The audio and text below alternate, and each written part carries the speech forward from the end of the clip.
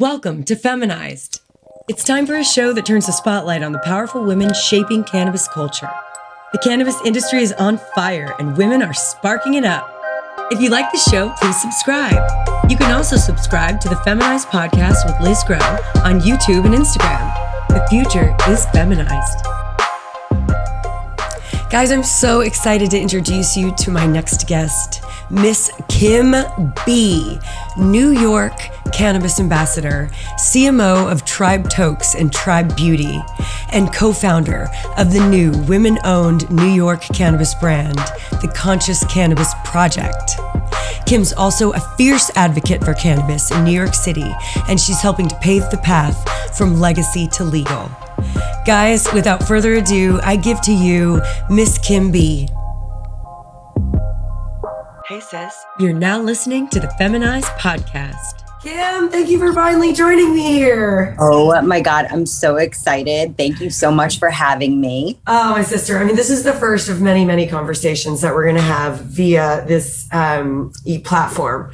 Okay. Because honestly, I feel like, every time we talk, I want other people to listen in and tap into just the knowledge that's being shared, and your experiences in New York cannabis and your experiences as an entrepreneur with a, beautiful topical brand, skincare brand. So I just, this is really my way of letting other women and men into that knowledge. So thanks again for agreeing to do this. Yes, I'm always here for you. Let's dive right in, baby. You are Miss Kym B, CMO at TribeTokes, brand ambassador of many brands, and I would say brand ambassador of cannabis, New York cannabis. Okay, so how's it going in New York right now? New York is wild. It's wild and amazing, all in the same. And last night, I was out in the community at an event, and there are so many amazing people doing amazing shit here on our home turf in New York City. So it feels like really, really good to be here. And we fought so long and hard. There has been so much, disparage in our communities, the war on drugs. And so it feels really good that, we're moving into a different realm. But I want to tell you, Liz, we still have a lot of work to do. Talk to me. Because I know, New York, excuse me, coffee went down the wrong hole. Oh boy. I think that means I need a dab. Yeah. Honestly. Excuse me. My point is, I know, oh my God, yes. Yes, you did. Yes, you did bring the Gandalf pipe. I love you. You're amazing. Anyway, what I was saying is, I know that New York held out. You guys fought really, really hard to get it right and to pass a bill that would, not only serve New Yorkers by getting, the product and the medicine out to the consumer quickly, but also, serving those populations that had really been hurt by the war on drugs. Social equity played a major, major role in the final, I think, bill that was passed was the one that New Yorkers wanted. So talk to us about where you are now and what still needs to be done. Well, the MRTA was a really fine example of what is to come here in New York. So, with that being said, our legislators understand that there has been a lot of trauma and that we can't fix what we did then. We just have to help reinvest in what is here now. And there are a lot of communities, specifically uptown New York, where, uptown, the Bronx, Washington Heights, where the incarcerations, it was like 94% of the people incarcerated for cannabis in 2020 were Black and Hispanic. And so it just shows that, even though it has a fine piece of legislation is out there, where is the action and when is that happening? So we have to stay cognizant of what our legislators are planning and where the money is going. And, there's a lot of, different things that moving parts that we have to kind of hash out. And as we move into the first round of public comment, so the MRTA came out and now they're coming out with a more organized form. Okay, and tell me what MRTA, what's that acronym stand for? So the MRTA, the marijuana reform. I'm so bad. No, you're not. But it's the reform bill for legalization of cannabis, and so that bill came out as a draft, and they've making some changes to it, and now they'll come out with another draft that will have public comment. Allowing for our communities and our municipalities to have their say about what they want and don't want and think is good and is not good. Then they'll redraft it and come out with another round of public comment. So this is, 6 months, they said, of open public comment, which is great. Gives us the opportunity to really make sure that the I's and the T's that have been dotted and crossed are the right ones. Yes. Because you know how legislators like to sneak in that fucking bullshit on the last minute and be like, oh yeah, we thought this was good. No. Leave those doors open. They want to leave doors open for control to grasp for that at later dates. That's exactly what we're seeing in California right now with, Prop 64, and it's too vague, gave the government too much control. So good. So you are really right now, your current status is watchdog, right? We're just keeping an eye on it, good. And waiting for the first round to come out. And that's when we pounce. Yes. And we, the bad bitches come out to fucking play. Thank you. When the first round comes out, and, we'll be there advocating for our community as well as for our businesses. Because the people that are going for licenses, look, they're on opposite ends of the spectrum. We have, big corporations and we have the little guys coming in. So it's just creating this balance of opportunity. And, New York has always been the melting pot, right? If you could make it here, you can make it anywhere. Yeah, damn right. I'm tired of people coming from out of town and making it when our own community is suffering. So reinvestment and the localized organization of bringing in talent is crucial. And so it just feels really good to know that we have some say. Now, it is the wild, wild west here. Everybody and their grandmother, and I mean that, is selling weed. You can walk down the streets. There's trucks and stands and stores. And every bodega on every corner, not everyone, I'm being loose-lipped, but it feels like that. You can buy carts, pre-rolls, and there's no problem with the bodega guys being like, oh, you want the vape? You want the cartridge? Like, they're out there. And it's exciting to see such, non-resistance of cannabis, but also, to a point, we're going to have to regulate it at some point. And it's important that we understand that the legacy market is the fucking market. We are the market. That's it. And there wouldn't be a market. And bash us down. No.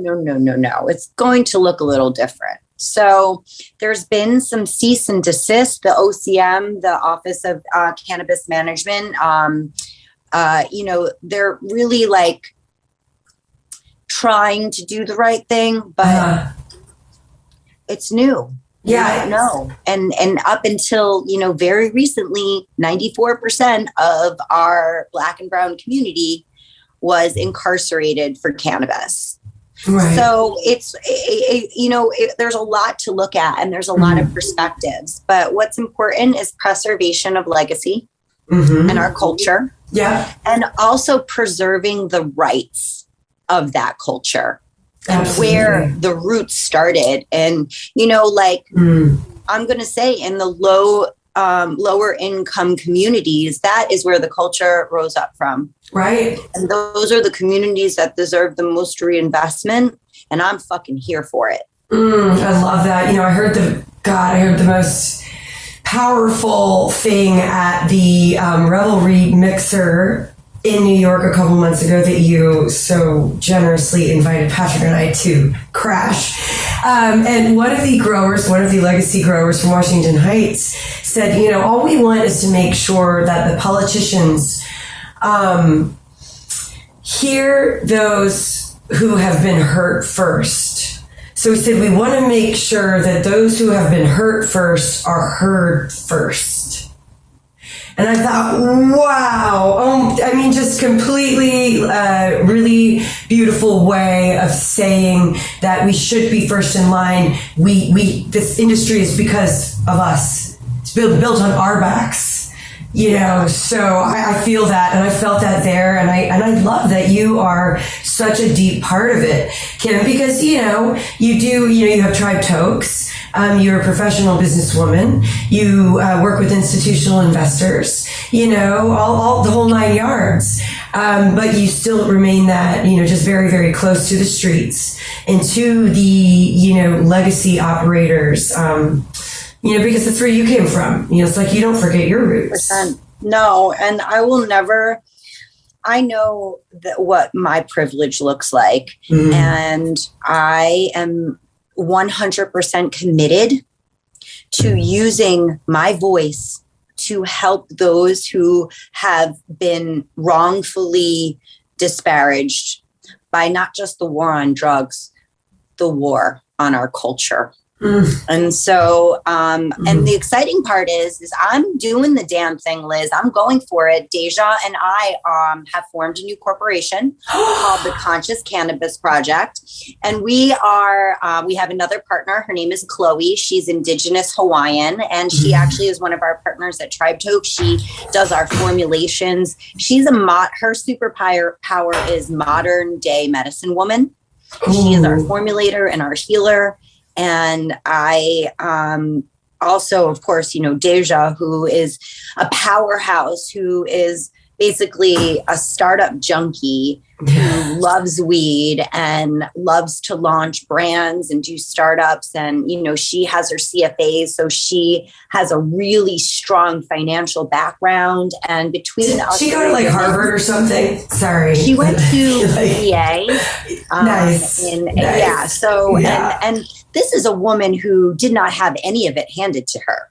Right. She did this on her own with scholarships and loans and all the things. So Deja, I consider her a self-made badass.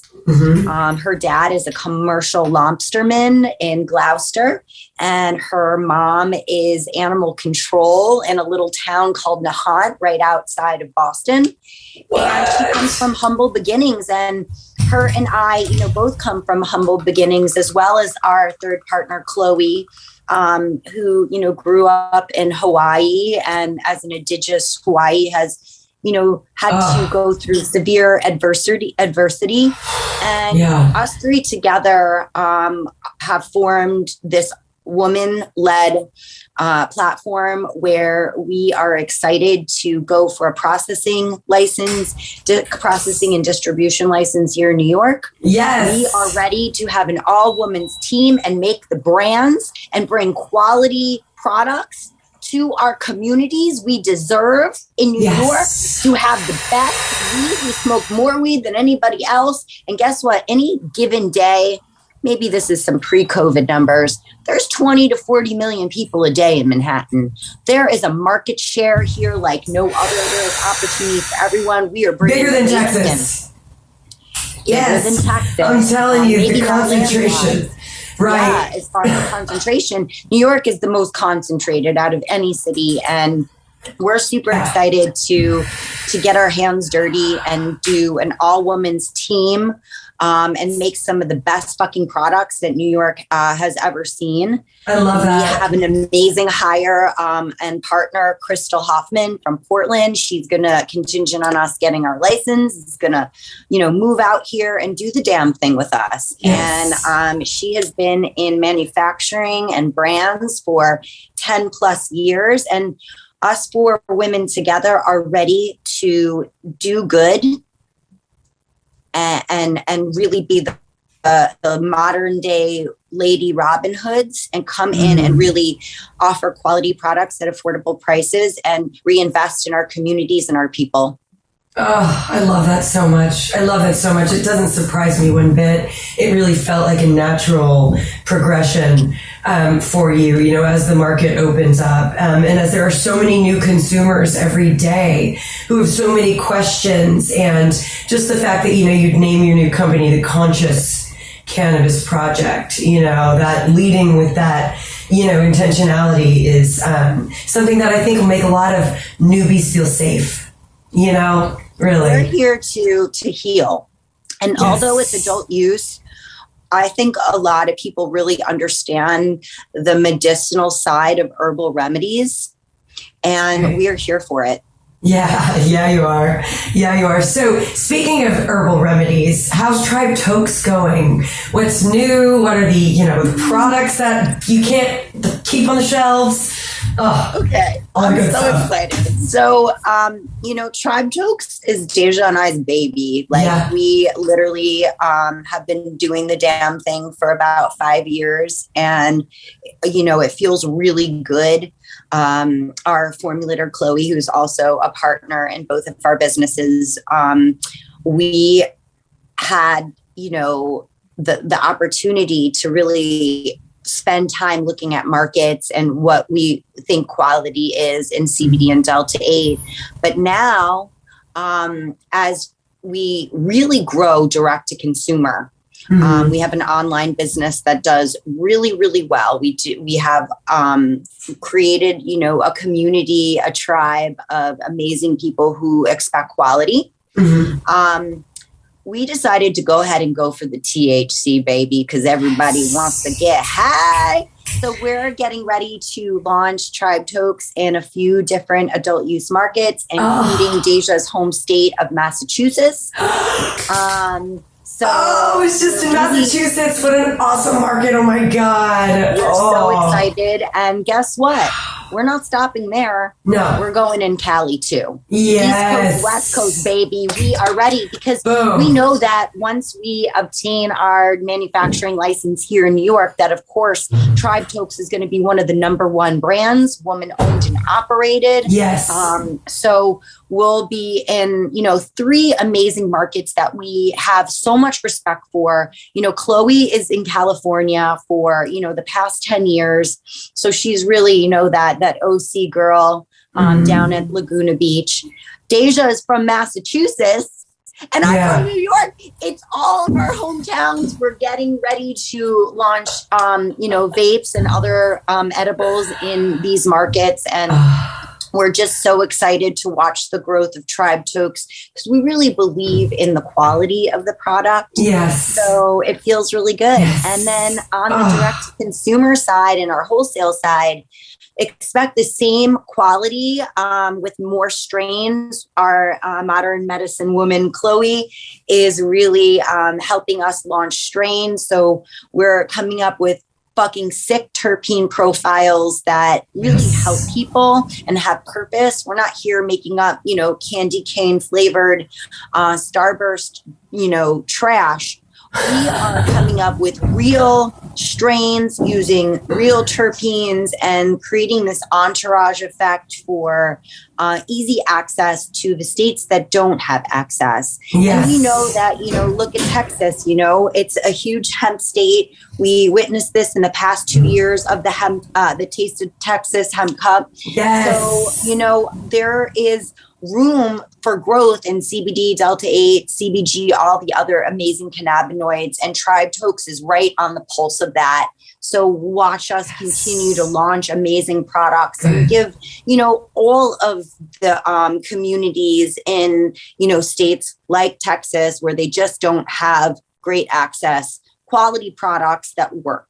Yes, I love it. I love it. I love it. I love it. Because you can make whatever law you want to make, Mr. Politician and Mrs. Legislature. But the fact is, you're not going to keep us from this plant. And, you know, there are ways people are, you know, deriving THC from hemp, kind of reclaiming the THC from hemp even. And they're putting that back into products now. Like, there's no reason. It's ridiculous now. It's absolutely ridiculous. Like, the people have spoken. And the back of the Taste of Texas Hemp Comp, they had a big, long, and they won an award. They won 2 awards, and they had the concentrate edibles, the gummies. Yeah. Yes. That brand, those gummies. Do you know the CBD drops of life? CBD drops of life. Those little edibles hit. They hit. And I was like, I am literally so impressed. And this is the innovators that we have out there coming in from, like, you know, the our farmers. Yes. I love it. Right? I love it. God, Kym, can I just tell you how, I mean, we smile about this memory on a regular basis. You walking up on stage, you know, to give an award at the Taste of Texas Hemp Cup, came all the way from New York to Texas to give us hope and to give us to remind us that we are not forgotten, okay? That you just came through this fight in New York and you are still fighting, and people have not forgotten about what's going on in Texas and how backwards this shit is, and now we need to turn this shit around. I mean, you were incredible. Like, oh, you just lit the room on fire, and I'm just so grateful for that, you know? It opens people's eyes, you know? It really does. Really does. I learned a lot from coming to you in Austin. And not only did I learn a lot, but I met some wonderful people. And I can tell you, my heart belongs to Meanie Nini. She has been following me, and I wasn't following her. I wasn't sure who she was. You know, I just didn't know. But when I was there in the beginning of the Hemp Cup, you know, I knew a few people, and I was very thankful. But she shouted me out from across the way. And I was so I was like, this is the joy of my life, that someone in Texas, I've never even been to Austin. You know, I've wanted to come for so long, recognized me and called me out and then asked for a picture. That woman is a saint. She's my hero. Yes. And if anything came out of the Hemp Cup, meeting her really has impacted me in a positive way. But there was so beautiful. many That's other so people beautiful that I met that were just wonderful. And you have fans in Texas. I told you, I'm like, you've got to come to they're Texas. All amazing. Remind me of Gary's wife. Erica. Oh my gosh. She is a queen. Yeah, we're talking about Jake Gary and Erica Gary of CBD Drops of Life and Texas Fresh Grown, you know, big time winners as well. Yes. Best indoor and People's Choice. So, I mean, listen, winning People's Choice is, I don't care what anyone says. That's the money right there. Because that's it. We all cried. Like, because it's the people, you know, take away all the lab reports. We know what we know. The knows, you know? So, yeah. But yeah, Erica. Thank you. I loved all of the people. And then meeting Lady J's and the new Constellation, just the talent and raw talent of these women. And it just was really such a wonderful experience for me. I'm bummed that I'm not going to get there for South by Southwest. Yeah. My favorite dudes, the Happy Monkeys, are going to be speaking. And, you know, it's really amazing to see. And I definitely am going to try to get in as a panelist for 2023. Yes. So I think I'll have a lot more to say then. So definitely. But I am so down to come back to Austin. I had such a lovely time there, and meeting Erin literally is like, whenever you meet a new homegirl and you're like, I'm going to be friends with this girl for the rest of my life. I know. It is such, thank you. Thank you and Patrick so much for, you know, not just introducing me to, you know, Erin and Meanie Nini, but also to the community of Texas that deserves to have access. Thank you. Say it a little louder for those in the back of the state. In the heart of Texas. We deserve it. Yes. And it's a beautiful thing. It's this cannabis, the plant brings us together in ways that you would never expect. And it transcends boundaries. It transcends gender. It transcends race. So much of this fight it wears us down because it's fake, it's not real, or it's evil. It's like, what are we talking about here again? Really quickly, when we recently visited for a minute with our lieutenant governor, he says, Texans aren't ready for cannabis. Texans just aren't ready. One of his points is our law enforcement's not ready. Not ready for what? Not arresting people. But they're ready to whip people coming over the border and treat them like we are in the 1800s or worse. Yeah. It's not okay. So, and they're ready to hurt people. You know what? Texas is a wonderful state filled with nostalgia and history. Mm-hmm. But the one thing that the top level legislators are missing that they're not leading with is love. Oh. Yes, it's just not love. there. It's just not there.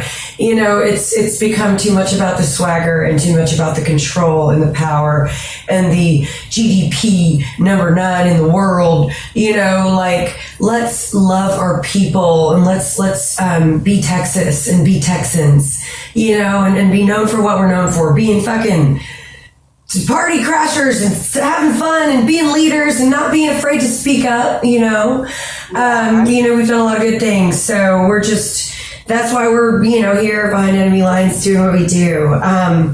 But okay, so Kym, I have to tell you, every one of my guests has to answer 3 questions. It's like a little initiation. It's a feminized podcast initiation. All right. A sisterhood, if you will. I'm intrigued. Yes. So I've got to ask you those questions now. Feel free to smoke on and off if you need to really mull it over. But the first question is this. Tell me who is in your dream smoke circle? Dead or alive? 3 people. I mean, it's really hard to pick people that I love to smoke with. Uh-huh. I probably, so both of my parents were consumers of cannabis. And I would love to have the opportunity, I'm not going to cry, to smoke a joint with my mom and dad. I'll cry for they you. Inspired me to be here. And I really don't talk about it a lot because of this, but I would pick them over anyone just to have a moment to show them, how much I'm sorry. Do not apologize. They impacted me and allowed me to be in this space. If it was people alive, it would be my brothers and sisters. There's 4 of them. I'm not going to say out loud whether I smoke with them or not, but my family supports me wholeheartedly. So it that really would be like, those are the places that I really want to be. I love my family. They have supported and pushed and helped me along when I thought that I was alone so many times in life. I turn around and see a bunch of little mini me's behind me, and I know that I'm not alone. So it would be mom and dad, and then the siblings that are here and for it. So.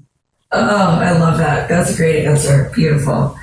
Okay, question number 2.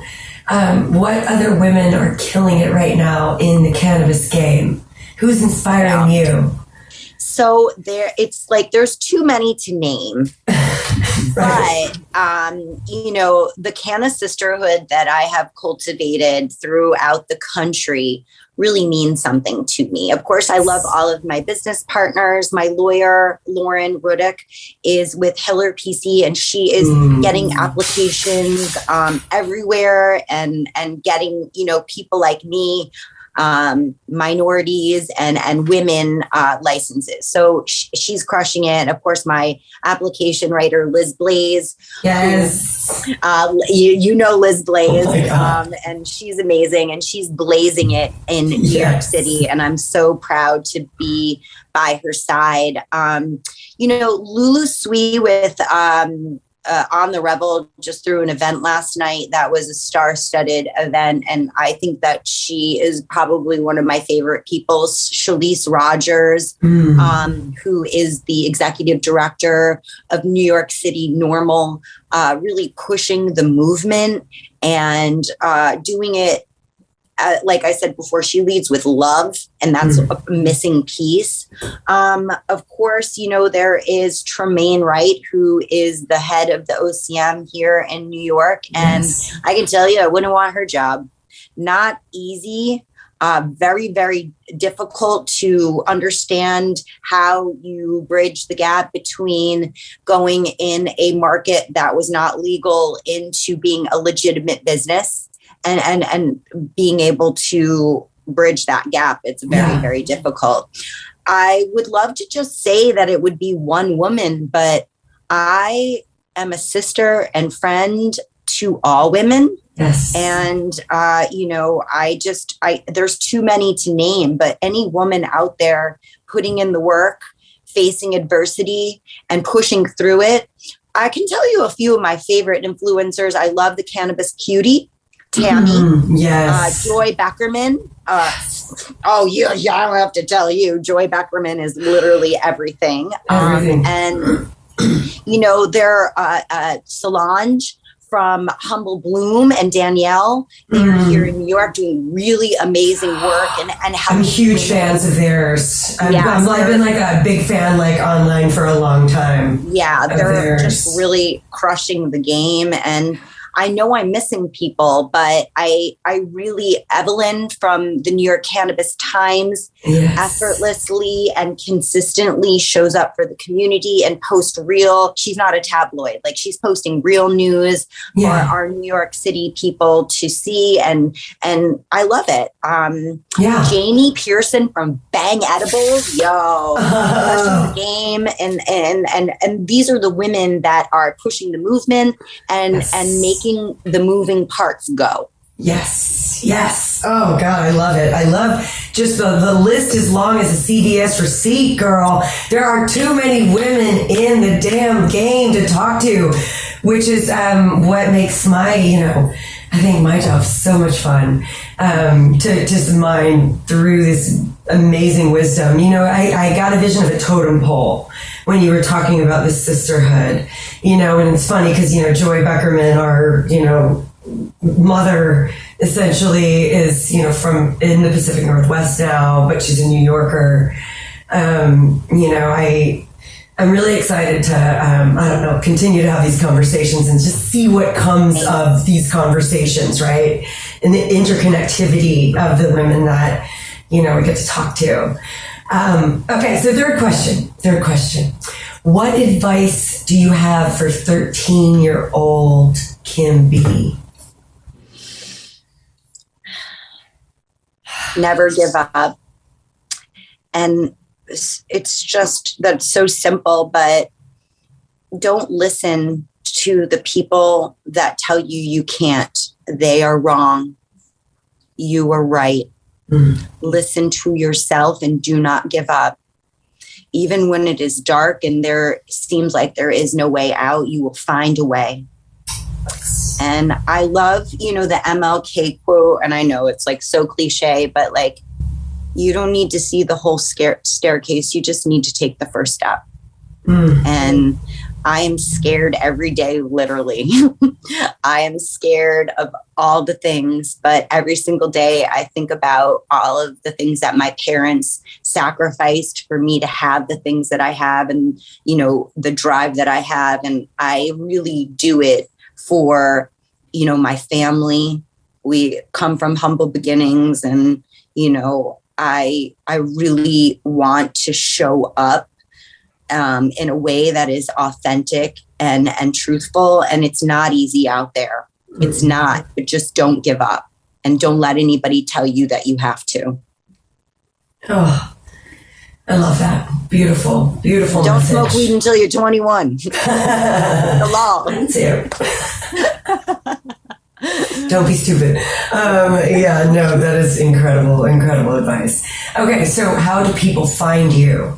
And tell me everything that you're doing for like the next 2 months, okay? Because we didn't even get into talking about 420. So oh boy, that's maybe gonna have to be a bonus episode of Feminized Podcast on location. So oh yes, I love it. Well, you can find me in Staten Island, New York City. I born and raised in New York, and will probably, be here for the rest of my existence. You can find me on Instagram easily. Hi, High. It's Kym B.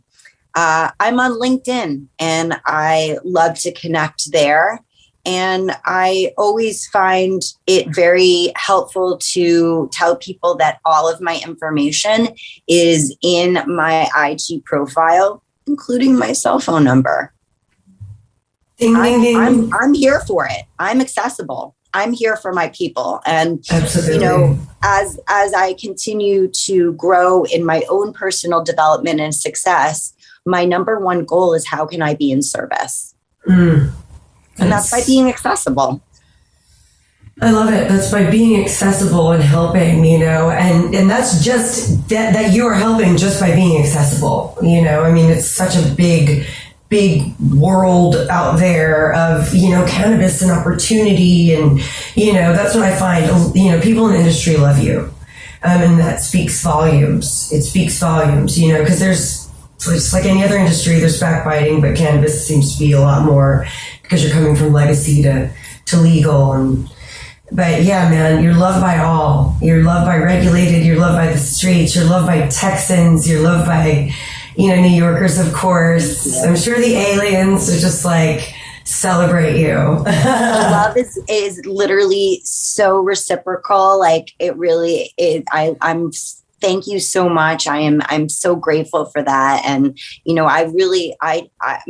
my goal is just be in service and love. And speaking of love, I love 420. My birthday comes 5 days after. So it's just like a week of blunts and like craziness. And I am excited to have my girl gang from all over the country come and spend 420. The boys over at Happy Monkey, Ramon and Vlad, are planning something really spectacular. And I'm super excited to have the opportunity to be present with that. I heard from a little birdie that, Patrick and Liz Grow are coming, and Jane West, it's gonna be good. All over the country are coming to New York City to celebrate the Mecca, the highest holiday that there is. And I'm excited. And let me tell you, I'm going to put it together right. And I'm going to do a whole little filming of 2022 420 and really show the entire world how we're going to do it and how we get down. Oh my God, that's going to be incredible, Kym. I can't wait to just follow this story as we are getting ready to go, because we will be there. We'll be in New York that week of 420 to shoot with our girls and to experience the city as it is and do some awesome grow house stuff, but then, party, on 420 with our people. And all the places, Astor Club, Happy Monkey, Liz, there's some new amazing places that have opened. And let me tell you, one more beautiful than the next. We got Hazy House with our Comeback Daily Boys. And then we have High Garden, which is an amazing restaurant that lets you light up one night a week and have a brunch on Saturday and Sunday. Oh my God. Let me tell you, New York is the Mecca of cannabis. I don't care what anyone says. We're going to be the place. New destination of 420 is going to be New York City. Oh, absolutely. Well, we are coming back. I mean, we were just there, but we have to come back. And I'm here for it. We are, it's going to be incredible. So I'm glad that we got to have this conversation in Kym, because I need people to know and to follow this conversation, and to follow the excitement. Because God knows we need something to be excited about in this world. Oh, that is going through some stuff right now, but there's a lot to look forward to. I think, and cannabis is, it's going to continue to heal. Listen, the knowledge messaging, is power. That's knowledge is power, and that is, we have to take the power away from up here and balance it out by letting the masses have a little knowledge and a little power, so that we can help make sure that the people up there are doing right by us and our community. Absolutely. I could not have said it better myself. And we're going to end on that note. Thank you, Kym B. You are a light in the cannabis community and just in any community in general. So thank you. I'm so glad to be feminized. Baby, you are. I love you. Can't wait to see you in New York. Thank you so much, Queen. Right. If you'd like more, subscribe to the Feminized podcast on YouTube. Follow at Feminized with Liz Grow on Instagram. Special thanks to our sponsors, Moose Labs and Richard's Rainwater. The Feminized podcast is a Grow House Media production, created by Liz Grow, produced by Patrick Pope and Dan Sram, with original theme music and audio mixing by Q at Q to King Productions in New Braunfels, Texas.